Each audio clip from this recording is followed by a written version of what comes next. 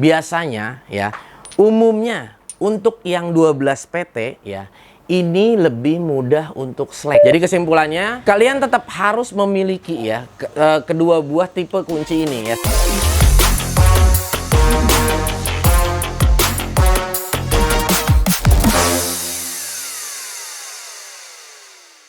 Assalamualaikum warahmatullahi wabarakatuh. Balik lagi di channel Jitri nih guys. Ya guys, ini kita berjumpa lagi ya di waktu sahur ya guys ya. Nah, sambil kalian lagi nyiapin santap sahur ya, ini sambil kita sharing. Ya guys, ini apa ya, lebih tepat ya, gue pengen berbagi pengalaman aja sih ya. Jadi bukannya gue mau menggurui kalian ya, mungkin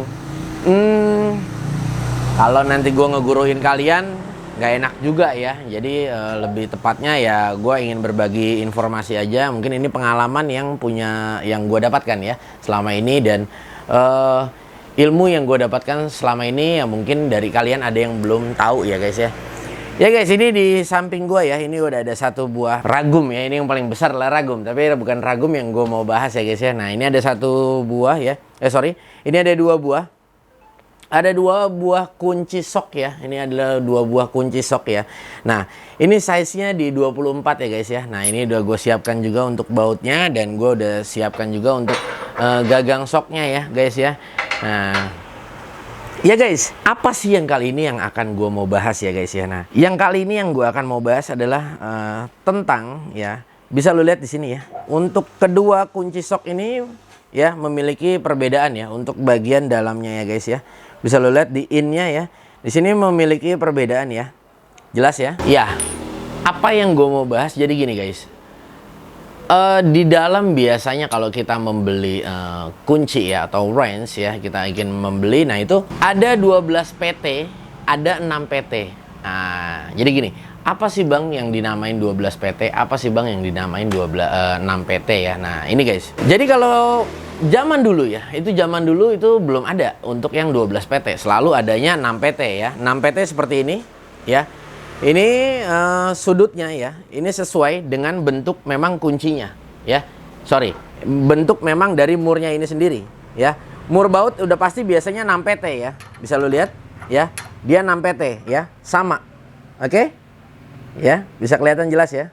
Jadi kalau zaman dulu itu memang yang sering kita temukan itu adalah yang 6 PT ya. Yang 12 PT itu memang nggak begitu banyak, dan orang itu malah terkadang nggak mau ya untuk membeli yang 12 PT ya. Karena memang orang lebih cenderung, artinya lebih suka yang 6 PT ya. Karena memang orang ya, artinya zaman dulu belum terlalu banyak mengenal. Mengenal apa ya? Nah, mengenal lebih fungsinya seperti apa sih? Nah, ya guys. Di sini gue ingin berbagi sedikit cerita dan pengalaman ya guys ya. Jadi gue pernah mengerjakan sesuatu. Nah, kok posisi kunci ini kesini mentok ya. Tapi sedangkan posisi udah mentok lebih dulu, tapi si kunci ini belum masuk. Alhasil jadi kita akan bingung ya. Nah, ini kok kunci kesini mentok, harus ngegunain yang kayak gimana ya. Nah, jadi fungsinya di sini guys. Perbedaan dari 6 PT dan 12 PT adalah, nah ini gue langsung praktekin aja ya, lebih tepatnya. Nah ini guys ya, ini sudah ada medianya ya terlebih dahulu.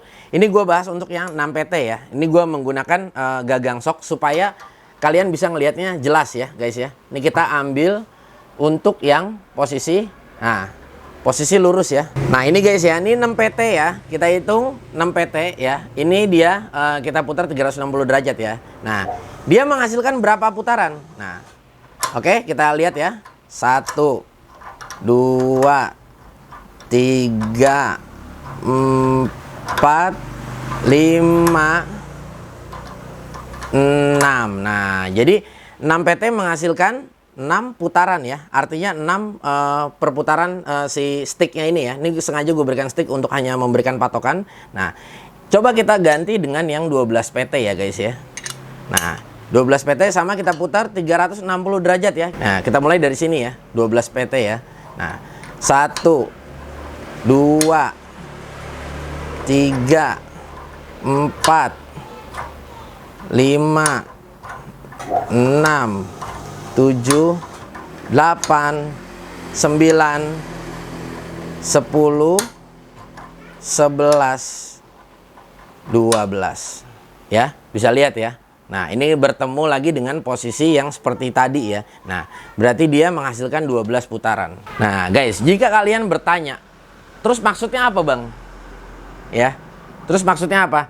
12 PT bisa menghasilkan banyak putaran ya. 6 PT lebih sedikit ya. 6 PT 6 12 putaran ya. Sampai ketemu di 360 derajat. Nah, ya guys, ini gua akan berikan ya, ini salah satu contoh lagi. Terus kenapa Bang? Apa bedanya 12 PT, 6 PT ya? Fungsinya lebih ke apa? Nah, ini gue buatkan satu ilustrasi ya guys ya. Ini satu buah ilustrasi. Nah, ini kurang lebihnya seperti ini. Gue akan buat ilustrasinya. Kita menggunakan kunci yang 12 PT ya. Nah, ini kita berikan ilustrasi. Di saat lu menempatkan tempat yang memang harus lu bekerja ya. Ini memang space-nya cuma hanya sedikit. Nah, di saat lu mengencangkan ke bawah ya, ke kanan kita kencengin. Oke? Mentok. Ya, di saat kita terpentok seperti ini, ya kita akan mengulanginya lagi dari atas, oke? Nah, kita lihat. Nah, dia masih bisa masuk, ya. Kita ulangi kembali. Nah, bisa lihat? Kita ulangi kembali, ya. Oke? Nah, bisa dipahami? Nah, ini 12 PT yang kita gunakan. Kita ganti untuk yang 6 PT, ya.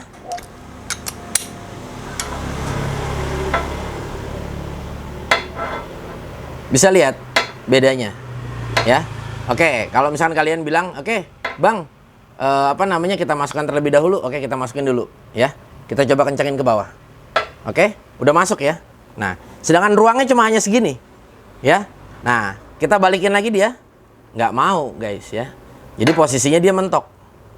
Bisa dipahami ya sampai sini ya. Jadi intinya untuk pergerakan ya, si 12 PT dan 6 PT ya, ini bergeraknya lebih banyak ya. Makanya tadi gue bilang putarannya ya, atau kita bisa bermanuver lebih banyak ketimbang ini ya. Dan kita pada saat kita memasukin untuk 12 PT kita masukin ke dalam ini ya, itu kita nggak butuh waktu yang lama ya. Bisa lihat, kita nggak butuh waktu yang lama ya. Ini benar-benar bisa dalam segala posisi ya. Ini bisa langsung masuk, kita nggak butuh waktu yang lama. Oke, tapi kalau 6 PT kita nggak bisa, ya harus dipasin terlebih dahulu. Nah, bisa dipahami, ya. Nah, oke.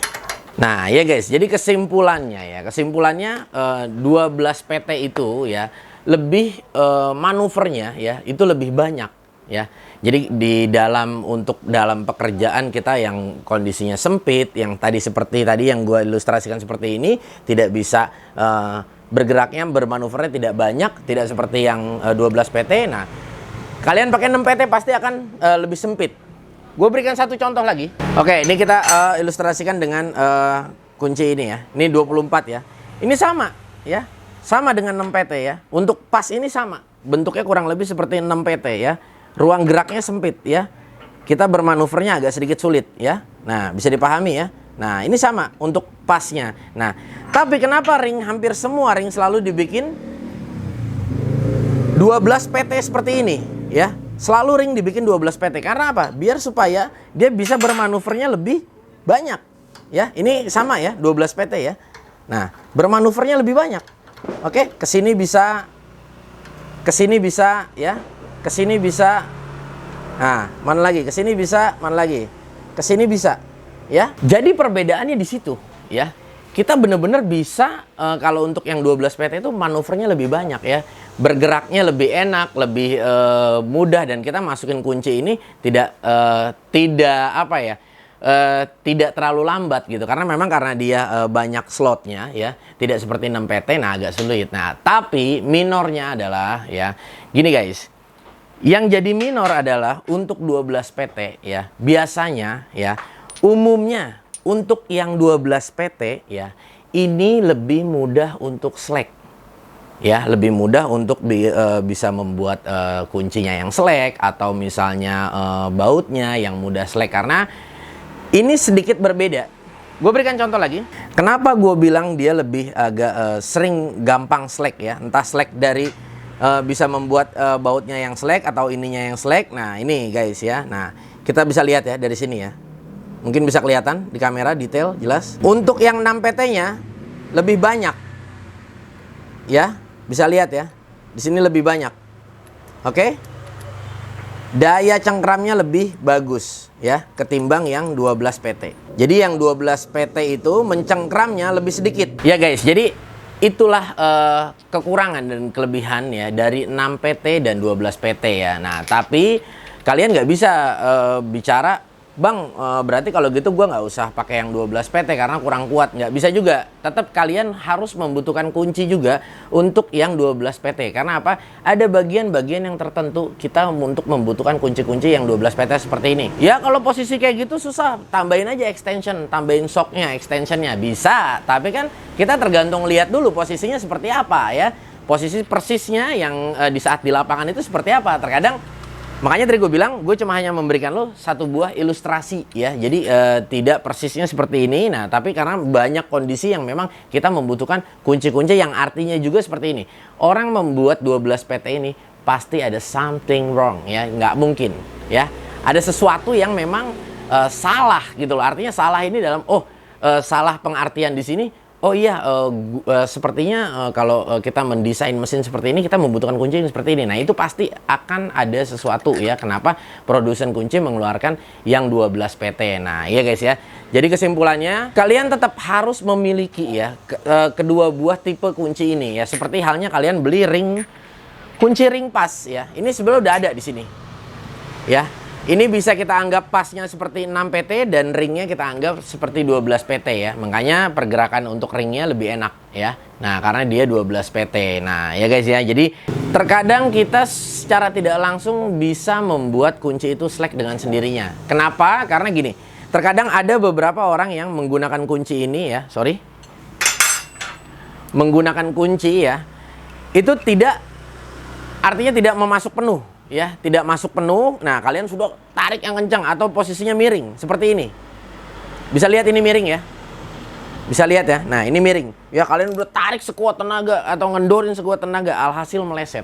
Jadi pastiin kalau kalian mau awet menggunakan kunci dan kalian tidak mau cepat merusak baut ya guys ya, pastiin kalian pada saat mengendorkan atau mengencangkan, pastikan kalian itu benar-benar presisi. Yang artinya presisi artinya posisi baut seperti ini. Nah, kalian pastikan ini benar-benar harus duduk banget. Nggak boleh begini ya. Nggak boleh yang namanya begini, yang begini. Yang artinya berikan dia untuk tekanan yang stabil ya. Rata, merata. Jadi bebannya jadi merata semua ya. Tidak seperti ini ya. Jadi ada porosnya cuma hanya di depan yang diberikan beban ya guys ya. Nah, ini nggak boleh yang seperti ini. Sebetulnya penggunaan yang baik dan yang benar ya guys ya. Nah, harus seperti ini ya. Sama, kunci ring pun harus seperti itu juga, nggak boleh nyongcelok begini doang nih ya, ini nggak bisa nih ya, harus dirata dulu. Dia sudah rata seperti ini baru kita gunakan ya. Jadi gua rasa itu guys, jadi itu adalah pengalaman yang artinya dulu pernah gua alami ya guys ya. Nih di sini gue cuma hanya menuangkan pengalaman yang sudah pernah gue alami dan yang sudah gue miliki ya selama ini ya guys ya. Nah, yang pastinya ya guys ya, di sini gue cuma hanya berbagi ya. Mungkin dari kalian ada yang punya pengalaman yang sama-sama persis seperti ini, tapi oh bang, kalau menurut gue gini atau apa-apa, nggak apa-apa, it's okay, tidak jadi masalah ya. Di sini cuma hanya berbagi seputar pengalaman ya, tidak ada yang gue lebih pintar, gue lebih nggak ada ya. Semua kita di sini hanya belajar sama-sama, saling sharing. Apa pendapat kalian? Bisa tulis di kolom komentar dan kita saling berbagi seputar pengalaman. Bang, gue dulu punya pengalaman gini. Oh, gue makasih banyak kalau lu udah bisa sharing di kolom komentar ini, biar supaya yang lain yang belum tahu pun ikut belajar di channel ini. Oke guys, gue rasa cukup sekian ya perjumpaan sahur kita di pagi hari ini ya. Nantikan terus video-video G3 Channel yang akan terus membahas hand tools, power tools, seputar alat. Kita akan ulas di sini dan kita saling berbagi pengalaman di channel ini. Terima kasih banyak buat kalian yang udah nonton. Jangan lupa di like, share, komen, dan subscribe. Sampai ketemu di video-video selanjutnya. Wassalamualaikum.